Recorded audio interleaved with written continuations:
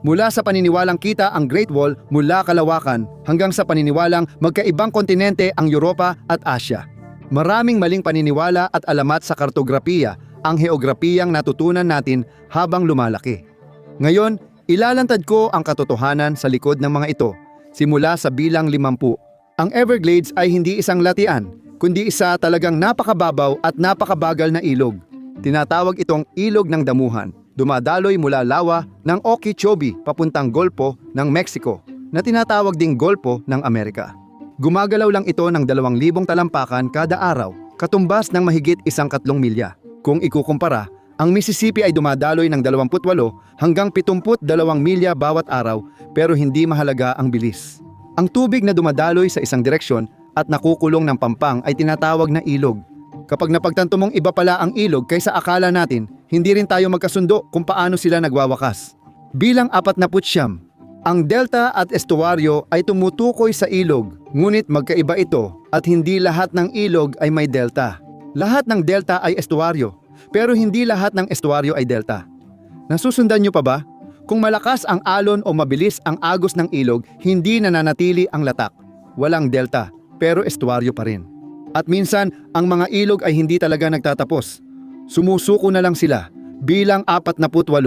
May mga ilog na nagngangalit lang, sumusuko tulad ng ilog Okavango sa Botswana, na dumadaloy papaloob at pagkatapos ay bigla na lang nawawala. 40,000 taon na ang nakalipas, kinulong ng tectonic activity ang ilog sa isang disyertong hukay, kaya nabuo ang Okavango Delta. Bumubuhos ang tubig dito, na lumulubog sa buhangin o sumisingaw dahil sa init na 32 hanggang 36 na degrees Celsius. Sa tingin mo ba kakaiba yon? May ilang ilog na hindi pa alam kung saan talaga sila dapat dumaloy. Sa bilang 47, noong 2022, umagos pa atras ang ilog Murray sa South Australia dahil sa mas malakas na pinagmumulan ng tubig. At hindi ito unang beses nangyari. Kapag bumabaha ang ilog Goulburn, nabubuo ang malakas na pressure wall na nagtutulak sa tubig ng Murray pabalik. Pati Mississippi ay bumaliktad na rin ang agos. Noong 2012 nagdala ng labis na ulan si Bagyong Isaac, kaya tumaas ng 10 talampakan ang ilog. Pagkatapos, dumagdag pa ang storm surge mula Golpo ng Mexico na nagtulak ng tubig dagat paakyat sa ilog sa loob ng isang araw. Kung ang mga ilog ay kayang magtagpo, hindi na dapat ikagulat kung may ilan sa kanila na hindi nananatili sa lupa. Numero 46. May ilog din sa ilalim ng itim na dagat, hindi lang sa lupa natatagpuan ang mga ito. Kung ito ay nasa ibabaw, ito ang ika-6 na pinakamalaking ilog sa mundo, kasunod ng Congo at Ganges. Nabubuo ito dahil sa maalat na tubig na dumadaloy sa Bosphorus Strait. Dahil mas mabigat ito kaysa sa nakapaligid na tubig, hindi ito naghahalo, lumulubog ito, kumakalat, at nagsisimulang umasta na parang ilog. Parang ilog na may sariling agos, pampang, talon, at rumaragasang tubig. At kapag akala mong di na magiging mas kakaiba ang mga ilog, narito ang bilang 45. Isipin mo ang isang dumadaloy na ilog at ang malamig na tubig na dumadampi sa iyo. Sige, ngayon isipin mong umiinit ng umiinit ang tubig na iyon. Parang imposibleng mangyari, di ba?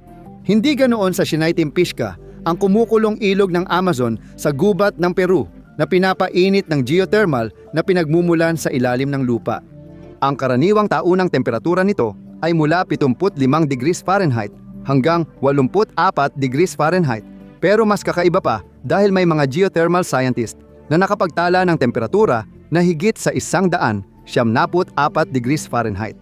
Siyempre, hindi lang ilog ang lumalabag sa patakaran, pati tanawin. Numero 44. Ang Sahara ay tuyo, mainit, at hindi umuulan ng niyebe. Tama?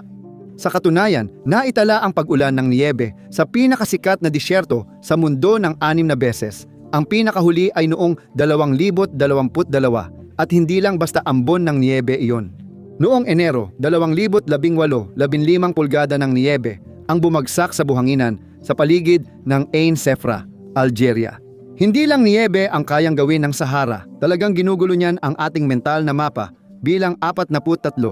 Ang Sahara ang isa sa pinakatigang na disyerto sa mundo at ito rin ang dahilan ng pag-iral ng Amazon Rainforest. Bawat taon, milyon-milyong toneladang alikabok mula Sahara ang dinadala ng hangin sa Atlantiko. Ang alikabok ay may phosphorus at bitamina para sa halaman.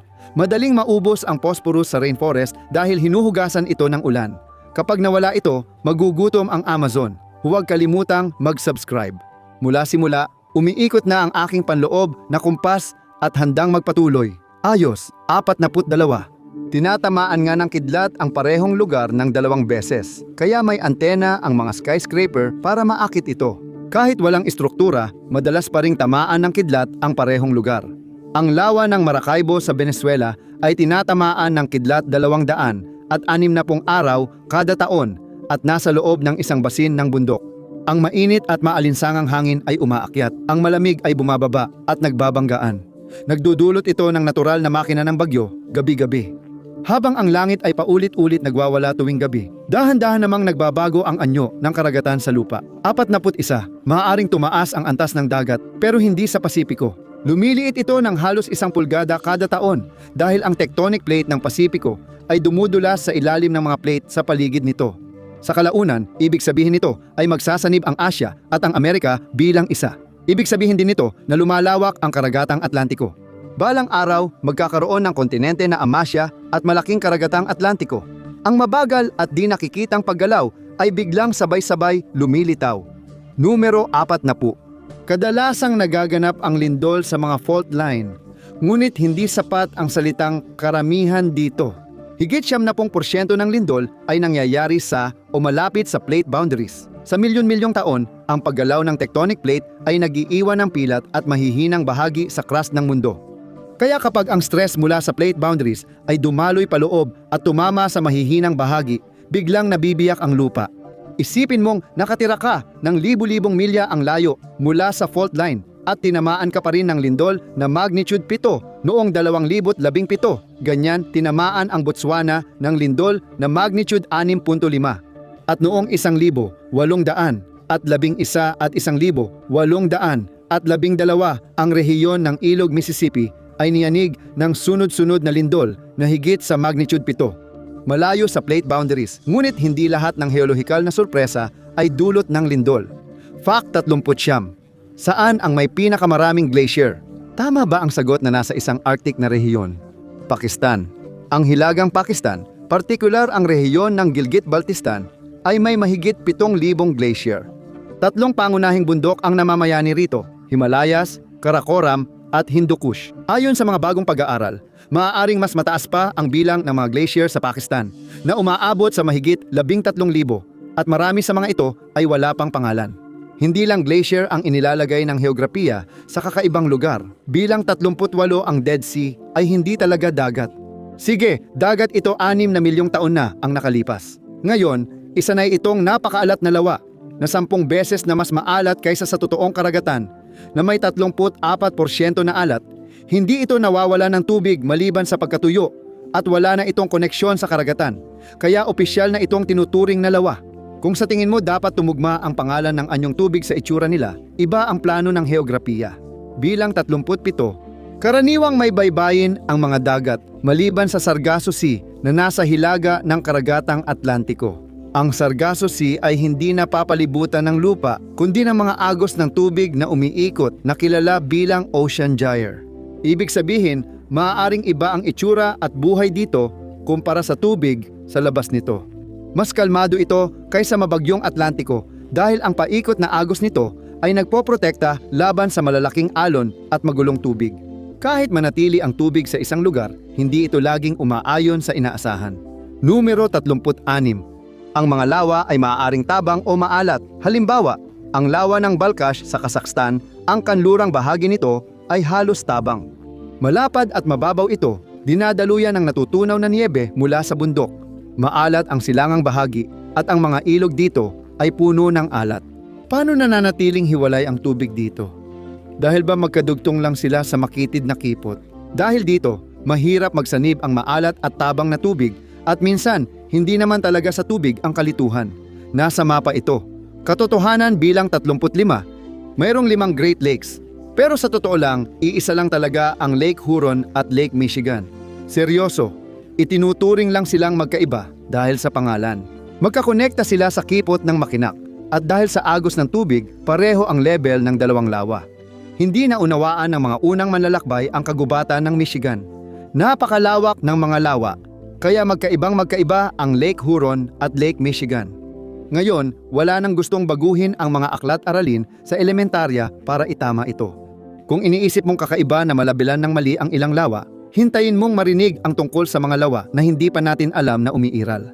Katotohanan, bilang 34, ang Antarctica ay isang nagyeyelong kalupaan na may higit sa 400 lawa.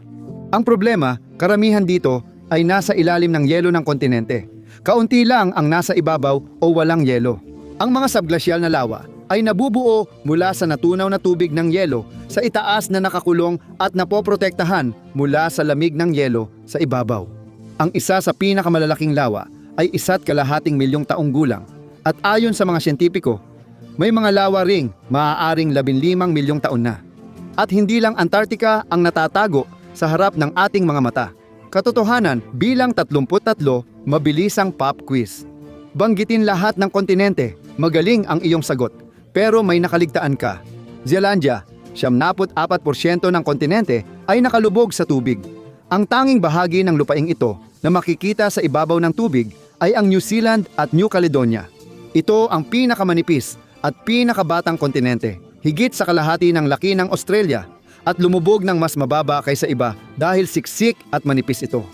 Kapag nalaman mong may kontinente tayong hindi napansin, mapapaisip ka kung ano pang nawala. Ika-32, ang bundok Everest ay hindi lang nasa Nepal, kundi pinaghahatian din ng Nepal at China, at ang tuktok nito ay nasa hangganan ng dalawang bansa. Karamihan ng tao ay iniuugnay ang pinakamataas na bundok sa mundo sa Nepal dahil dito nagsisimula ang mas maikli at madaling daan paakyat. Dahil sobrang hirap tumawid sa hangganan ng Everest, di na nag-abala ang China maglagay ng checkpoint sa tuktok. Astig sana ang passport stamp na yon, pero may ganito ring kalituhan sa ibang bundok. Fact 31, ang K2 ay hindi sa Himalayas. Madalas itong pagkakamali ng marami. Ang totoo, nasa Karakoram Range ito na may mas maraming at mas matataas na tuktok kaysa Himalayas. Sa malayo, magkahawig ang Karakoram at Himalayas na parang iisang hanay ng bundok. Minsan, pati hangganan sumasali rin sa eksena. Number 30. Tingnan mo ang Afghanistan sa mapa. Marami itong kapitbahay, kabilang ang China. Hindi mo mapapansin agad, pero totoo ito dahil sa makitid na wakang koridor na dumadaan sa pagitan ng Tajikistan at Pakistan, papuntang China. Ang lapad nito ay 16 hanggang 60 kilometro o 10 hanggang 37 milya sa pinakamakipot na bahagi. 2.5 beses lang ng Las Vegas Strip. Bakit nga ba ito naroon? Tulad ng dati, sinusubukan ng mga Briton na pigilan ang isa pang digmaan laban sa Rusya. Ibinigay ang maliit na bahaging ito ng lupa sa kaharian ng Afghanistan, kaya't nawala ang direktang hangganan ng dalawang imperyo. Nakita na natin ang mga ilog na gumagapang na parang damo. Nawawala sa disyerto, bumabaliktad ang agos, umaagos sa ilalim ng tubig, at disyertong umuulan ng niyebe na palihim na bumubuhay sa Amazon. Hindi sira ang heograpiya, pero hindi ito ganap na tapat gaya ng itinuro, at wala pa tayo sa kalahati. Marami pang kakaibang katotohanan ang darating.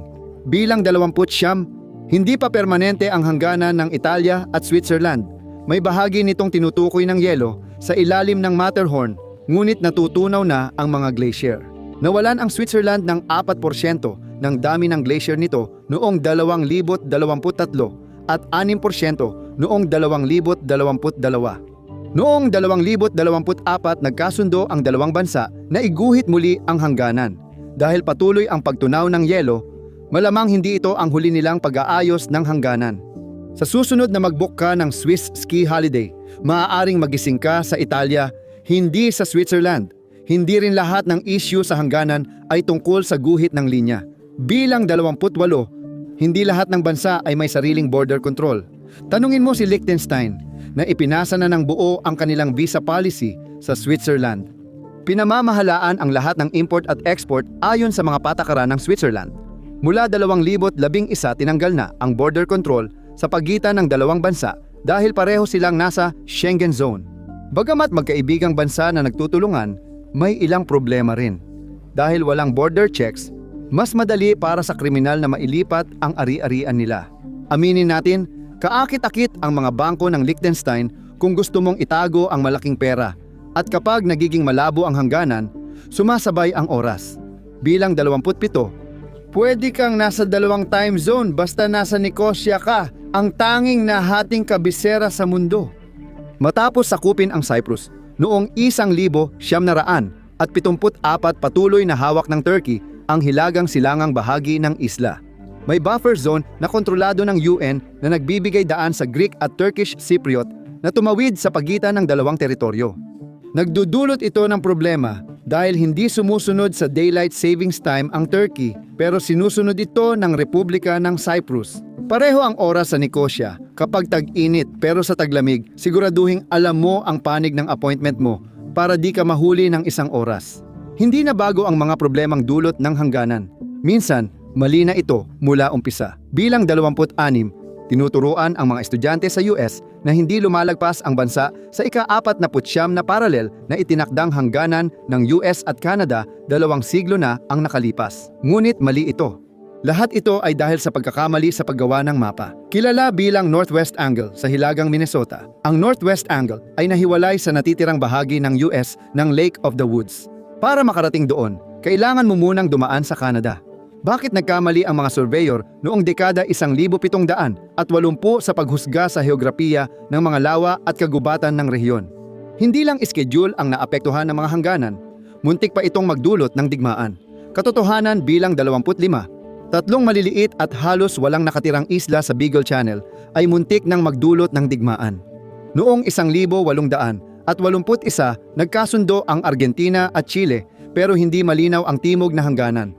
At parehong nais nilang makuha ang access sa Atlantiko. Noong 1977, nagpasya ang internasyonal na arbitrasyon na ang mga isla ay pag-aari ng Chile. Ngunit tinutulan ito ng Argentina at nagpadala ng sundalo. Dahil sa matinding tensyon, nakialam na ang Santo Papa. Naresolba ang alitan noong 1984.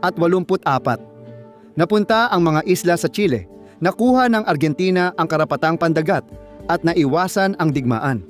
May ibang bansa nagtatalo sa mga hangganang hindi naman nagtatagal. Bilang 24, kung nahihiya ka sa maling heograpiya, huwag mag-alala. Nag-away ang India at Bangladesh ng dekada dahil sa maliliit na isla hanggang sa nawala na lang ang mga ito. Nabuo ang Newmore at South Tapati Island dahil sa bagyong bola noong 1970 at parehong nais kontrolin ng dalawang bansa. Pero nalaman ng mga deposito lang ito ng putik na nawala noong dekada 2010. Hindi iyon naging hadlang para igawad ng Permanent Court of Arbitration ang pagmamay-ari ng mga isla sa India noong 2014 pero huli na ang lahat. Hindi lahat ng kakaibang hangganan ay nagbabago. Ang iba'y nananatili. Katotohanan bilang 23, ang DMZ na naghahati sa Hilagang Korea at Timog Korea ay hindi isang no man's land. May dalawang nayon sa 2.5 milyang buffer zone, tig-isa sa bawat bansa. Kejongdong ang tawag sa bayan sa Hilagang Korea at Daejeongdong naman sa Timog Korea. O Freedom Village, mahirap ang buhay sa Freedom Village. Hindi lalampas sa 200 ang populasyon.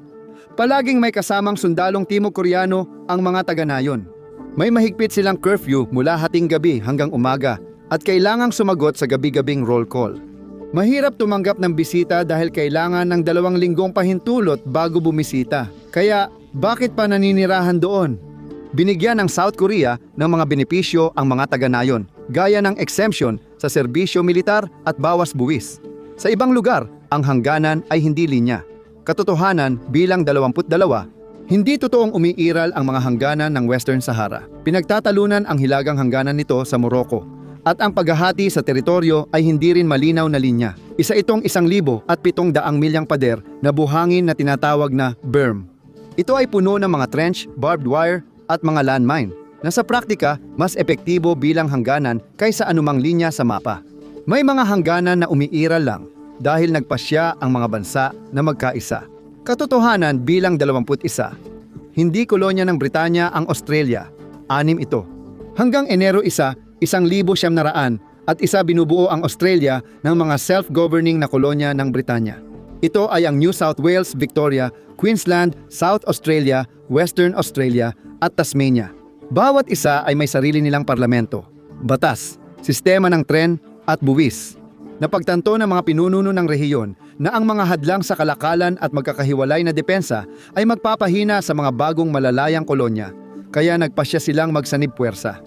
Kahit walang hangganan, kasaysayan pa rin ang nagtutukoy ng wika ng tao sa magkabilang panig. Katotohanan bilang 20. Hindi lang Brazil ang bansa sa South America na hindi Espanyol ang wika.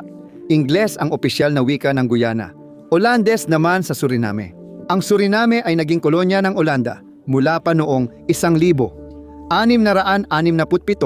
at naging Malaya lamang noong 1975.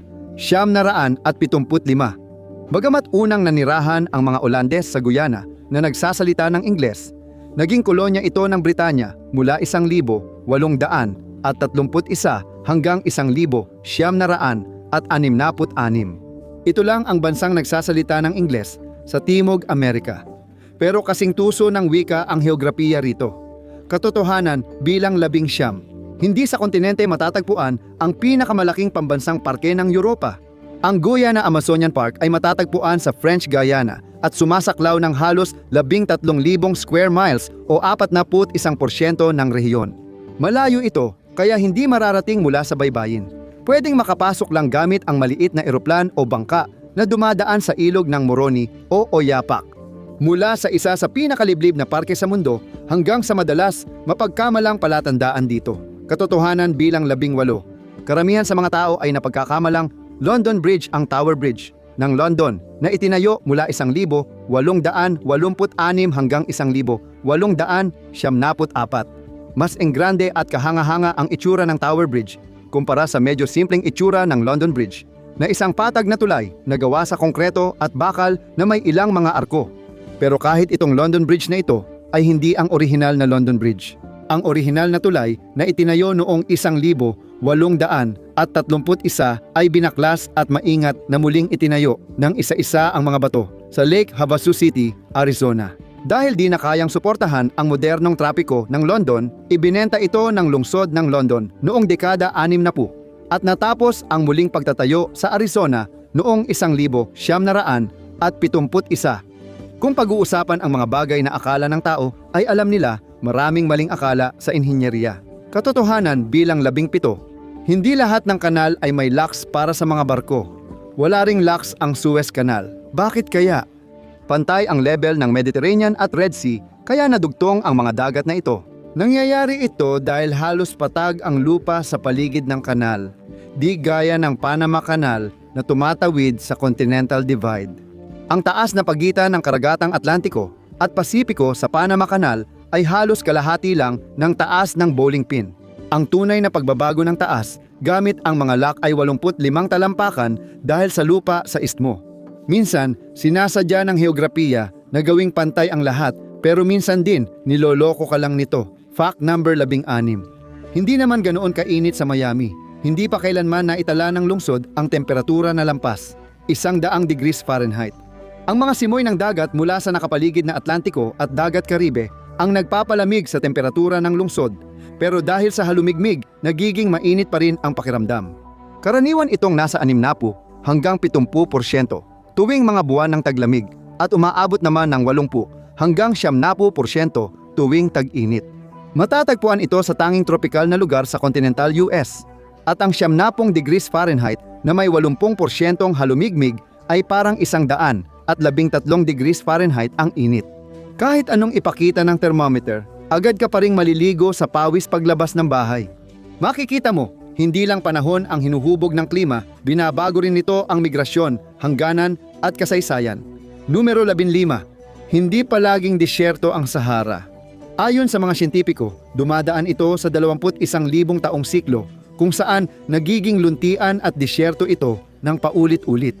Kaugnay ito sa pag-ugoy ng orbit ng daigdig na nakakaapekto sa monsoon sa Africa. Kapag malakas ang monsoon, nagiging luntiang damuhan ang Sahara dahil sa pagdami ng ulan. Kapag humina, bumabalik itong disyerto. Naniniwala ang mga mananaliksik na ang paglipat ng tao noong panahon ng bato mula Sahara patungong Europa ay dahil pinayagan silang makatawid ng luntiang Sahara. At walang mas malinaw pa dyan kundi sa mga lugar na itinuturing nating matindi. Bilang 14, ang India ay hindi lang mainit at mahalumigmig na bansa na may malalaking lungsod at kagubatan, kundi may 6 din itong klimang rehiyon. Kasama rito ang alpino na kondisyon sa Himachal Pradesh at Kashmir sa Himalaya at tuyong kondisyon sa disyertong Tahar. Nakakatuwang isipin, ito rin ang isa sa pinakamataong disyerto sa mundo. Mayroon itong 207 hanggang 215 katao kada milyang parisukat kumpara sa 18 katao kada milyang parisukat sa ibang rehiyon ng disyerto. Mula sa usaping klima, dumako naman tayo sa hangganang pampulitika bilang 13.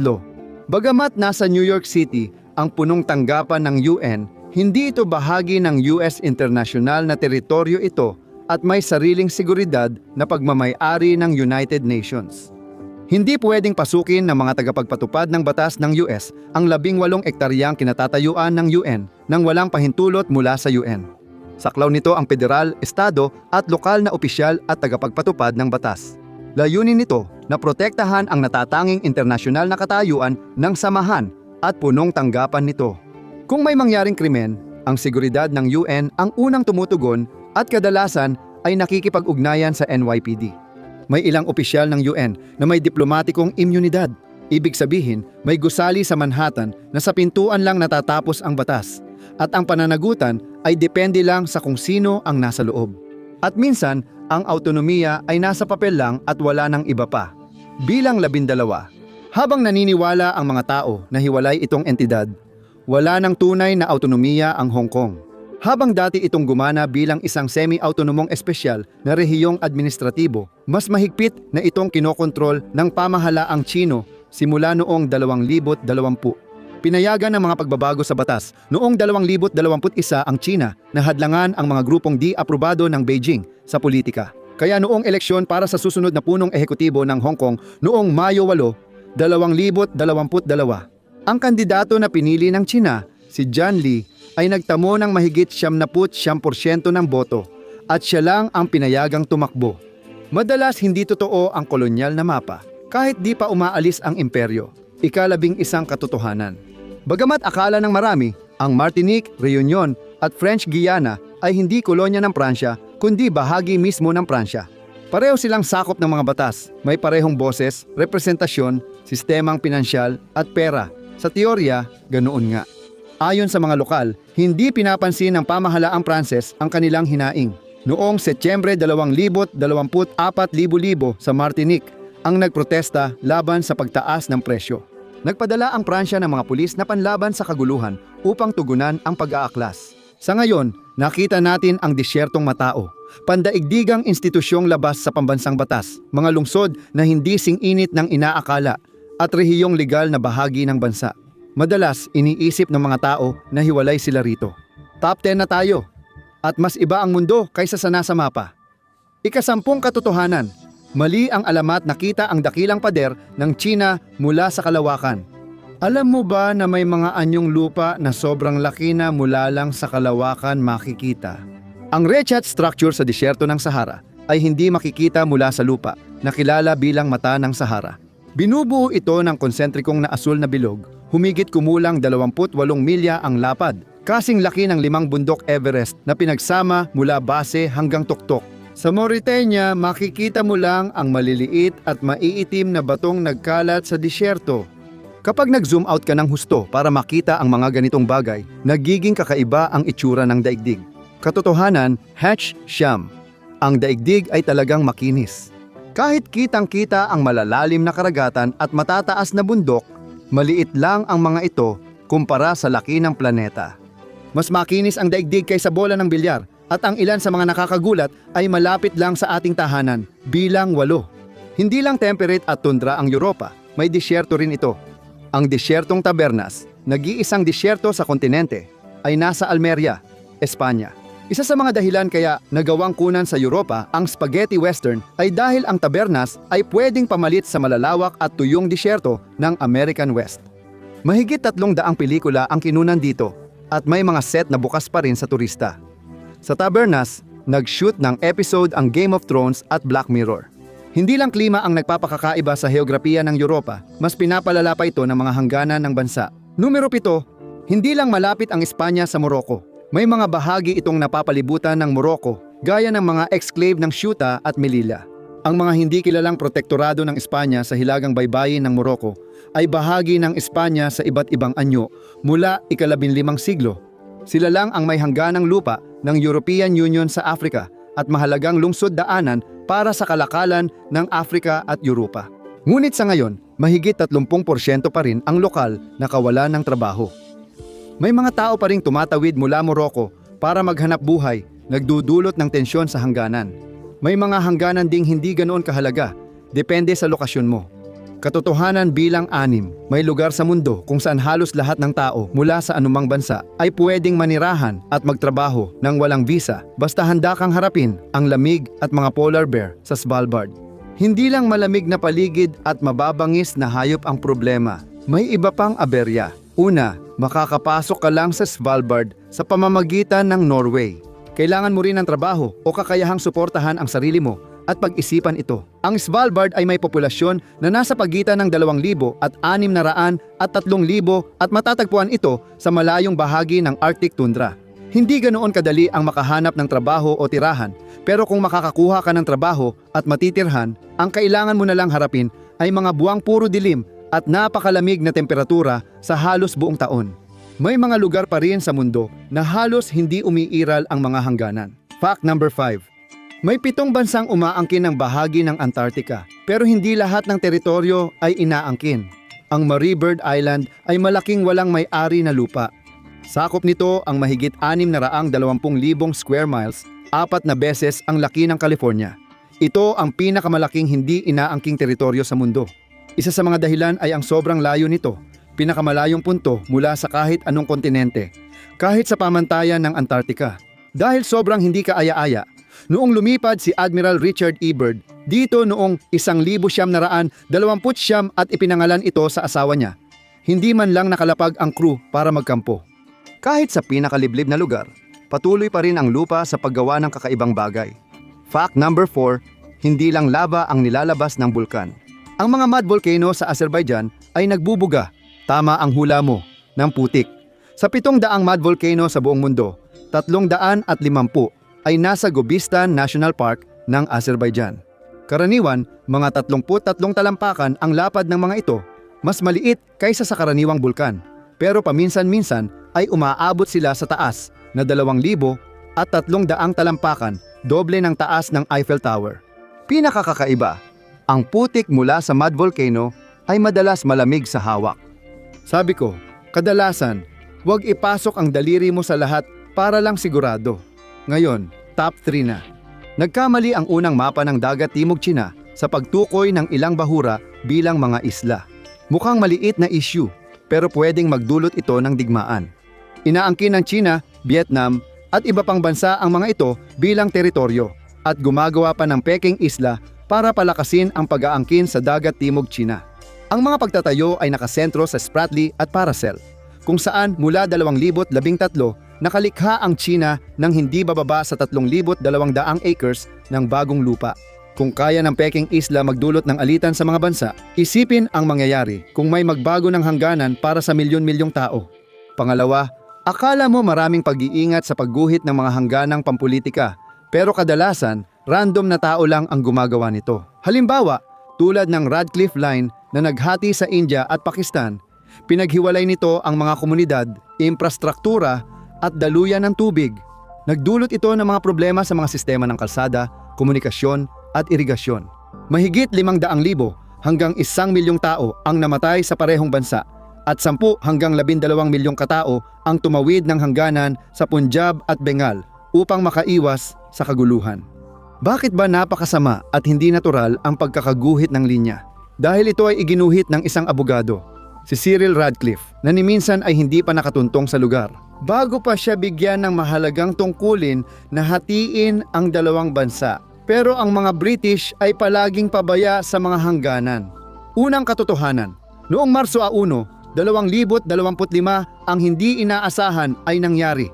Sa simbolikong paraan, tuluyan ng lumubog ang araw sa Imperyong British. Nabuo ang pariralang iyon dahil hawak ng UK ang napakaraming teritoryo at kolonya sa buong mundo. Ibig sabihin, laging may lugar na sumisikat ang araw para sa UK, anuman ang oras ng araw. Pero binitiwan na ng UK ang karamihan sa mga kolonya nito. Patuloy na sumisikat ang araw sa mga isla ng Pitcairn at ilang bahagi ng British Atlantic Territory hanggang spring equinox. Noong Marso 20 lumubog sa dilim ang South Pole at noong alas 10:50 ng gabi Eastern Standard Time o alas 2:50 ng madaling araw. Sa London, literal na lumubog ang araw sa British Empire. Salamat sa pagsama sa akin ngayon. Sana nagustuhan mo ang video. Kung gusto mo pa ng ganitong content, mag-subscribe at i-on ang notifications. Malaking tulong ito. Salamat! Magkikita tayo sa Mapak sa susunod!